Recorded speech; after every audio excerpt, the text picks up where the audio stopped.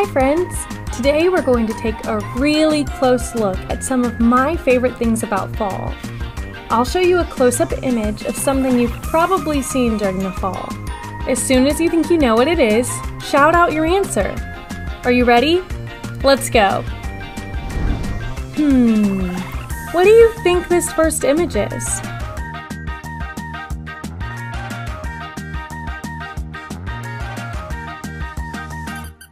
Time's up. What is it? If you said candy corn, you're right. Do you think candy corn counts as a vegetable? Here's the next one. What do you think this might be?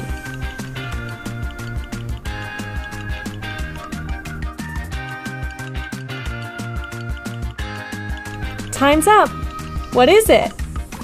If you said hay bale, you're right. Hey, what do you say we do another one? I wonder what this could be.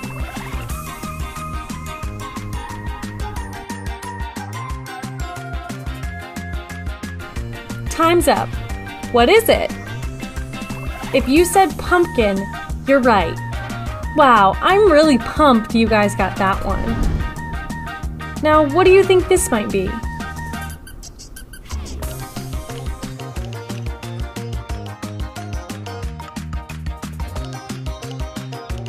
Time's up. What is it? If you said scarecrow, you're right. I was a little scared you might miss that one. Study this next one carefully. Shout it out if you know it.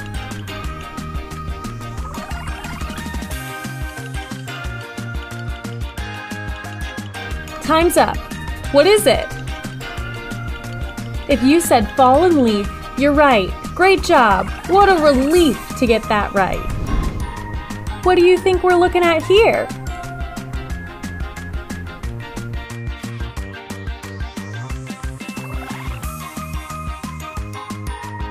Time's up. What is it? If you said pumpkin pie, then I'd like whipped cream with mine, please. Oh, and you're correct. Great job! I wonder what this could be.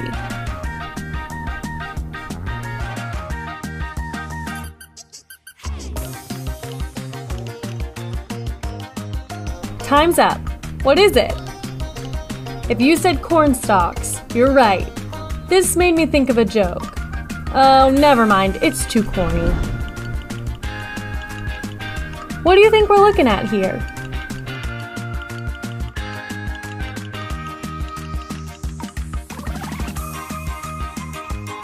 Time's up. What is it? If you said spider web, you're correct. So, do you think a spider's home is called his website? Alright, this is our last one. Can you figure out what this is?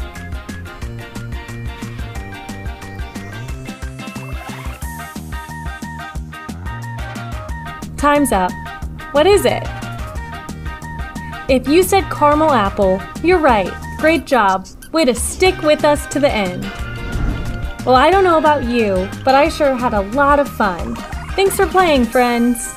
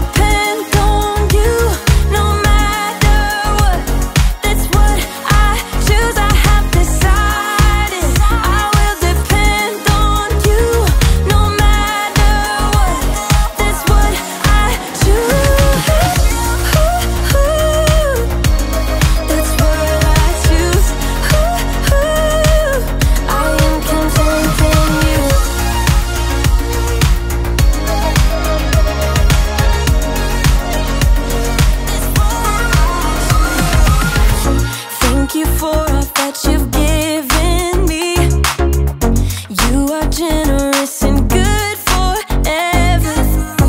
Help me share the love you're showing me.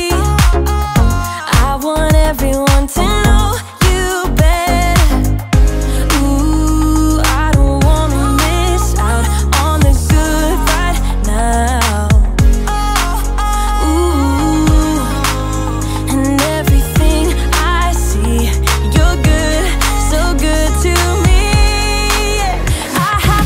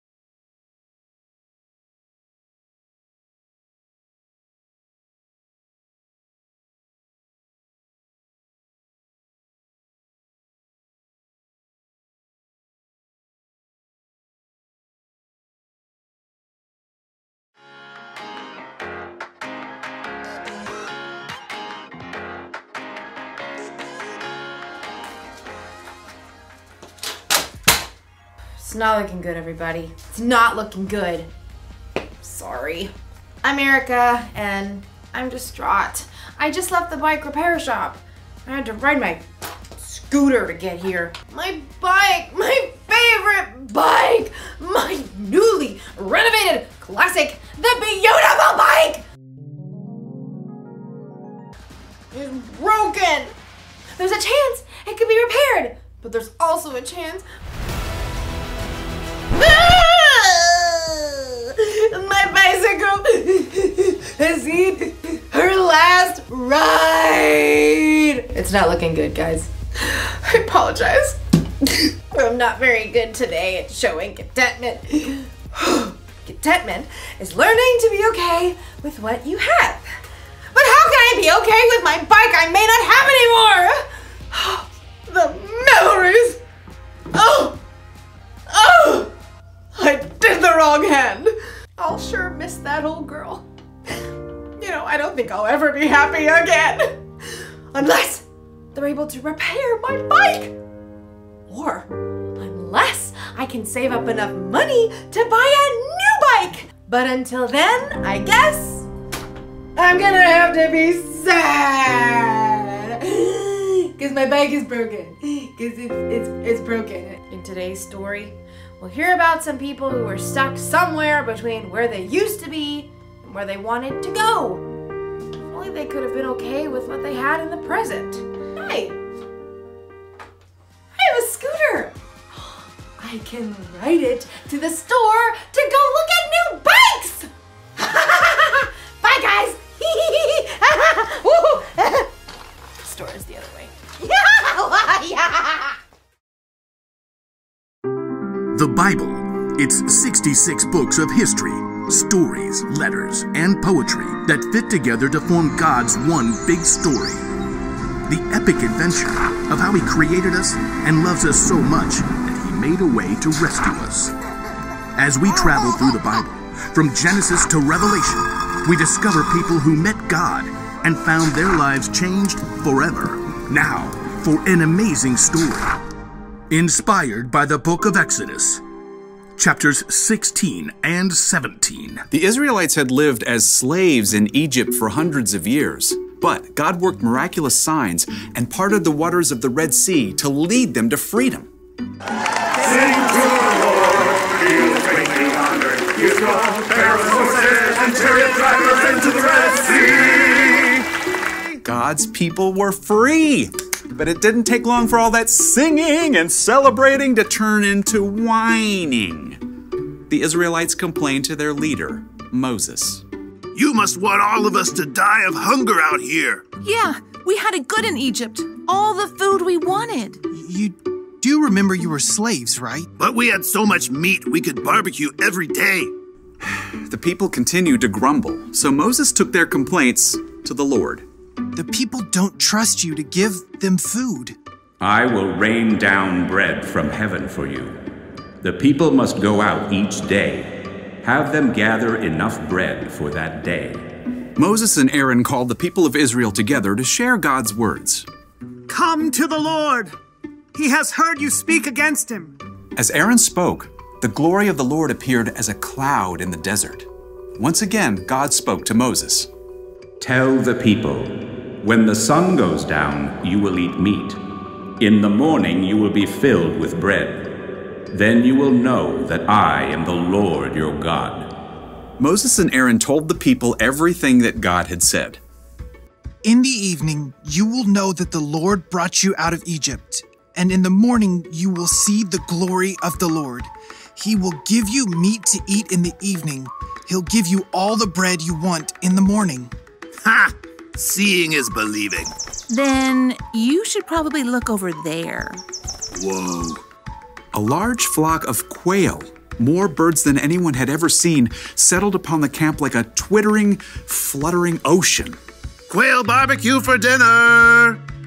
That evening, everybody in the camp ate their fill. And in the morning, heavy dew settled on the ground. And as it dried, it left something behind. What's this? Looks like snow. Like what? The stuff that falls on mountaintops. Flaky, white, tastes like honey. This is manna. It's the bread the Lord has given you to eat. Gather only as much as you need for the day. What about tomorrow? Don't keep any of it until morning. God will give us what we need then. The Israelites gathered up the manna, sharing until each family had enough. Manna cakes, manna pudding, manna tostadas. Manna and quail pizza. Some people disobeyed God and tried to keep leftovers until the next day. Ew. But any manna kept overnight, filled with maggots.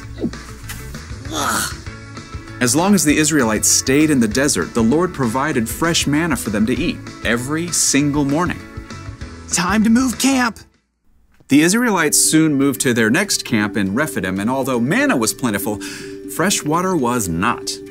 Seriously? I am so parched. Even though God had worked miracle upon miracle and provided food from nowhere, the Israelites still panicked. They turned on Moses once again. Give us water to drink right now. Why are you arguing with me? Don't you trust the Lord? Why did you lead us out of Egypt? At least we had water there. Now we're all going to die of thirst. The Israelites were so angry, they actually picked up stones to throw at Moses. Frustrated, Moses cried out to the Lord. What am I going to do with these people? They're ready to kill me. Go out in front of the people. Take the walking stick you used when you struck the Nile River. I will stand there in front of you by the rock at Mount Horeb. Hit the rock, then water will come out of it. Thank you, Lord. Moses called the leaders and the people of Israel together. Come up with me to the rock at Mount Horeb. The huge rock overshadowed Moses as he walked beneath it, walking stick held high. Now see what God will do. Moses struck the rock. Immediately, God caused cold, clear water to gush from the rock, forming a rushing stream below. Not bad. Yeah, I guess it beats Egypt. For now. Over and over, God showed that He would care for His people. But still, the Israelites were tempted to long for what they had before, in spite of their newfound freedom.